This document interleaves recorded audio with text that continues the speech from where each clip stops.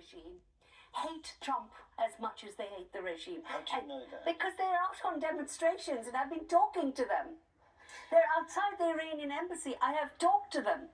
So this idea that all Iranians are backing this, even Nazanin Ratcliffe, who was held in prison by this regime for 7 years, has condemned the war. So I don't think viewers should get away thinking that all Iranians are supporting Trump.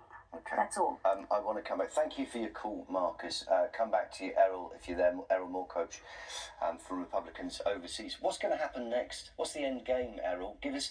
It feels like you have a specific view, a telescope into Donald Trump's mind. I'd love to know what the next step looks like. Well, I think the Americans have the ability to play live ball, and that's one thing that perhaps older colonial powers have lost the ability to do, which is react proactively and aggressively as conditions change. So Donald Trump right now is in a process of prodding and probing. He wants to extract. Obviously, this isn't going to play well for the Americans in the midterm elections to be at another foreign war, which he promised not to do.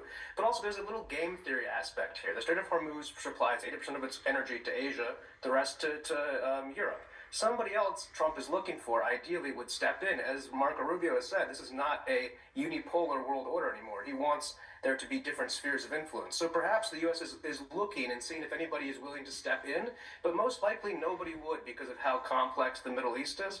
So right now I think the idea is to build a coalition of the Gulf states and then sort of let it play out live. There is no active strategy other than the fact that we have the force multipliers, and therefore we can continue basically unlimited compared to their ability to continue. Okay. Just like there was no plan for Iraq, well, there is no plan for Iran. And here we have an American both of those wars. saying... We denounced both of those wars. admitting- President he Trump has denounces said both of those he's wars. admitted- I denounce both of those wars. He has admitted, this guy, Kamala Errol, Harris. let me Okay, speak, it makes let no me sense speak, if everybody's let me talking speak, over each other. let me speak. You've admitted it's colonialism. Thank you for that. Okay. No, it's Thank not you. colonialism. You people were colonialists. This is called the dollar hegemony, and all of you live underneath of it. And you should be Oh, grateful really? because we saved the Errol, world after the Nazis and the Marshall Plan. We rebuilt the entire world on the back of the U.S. taxpayer and the ingenuity. The least you people can do is be grateful. Okay. Not grateful. Not at all. I know you're not, but We're going to the least you leave could it have there. done. Errol, thank you. You've introduced me to a load of new terms today that I'm going to go and check out.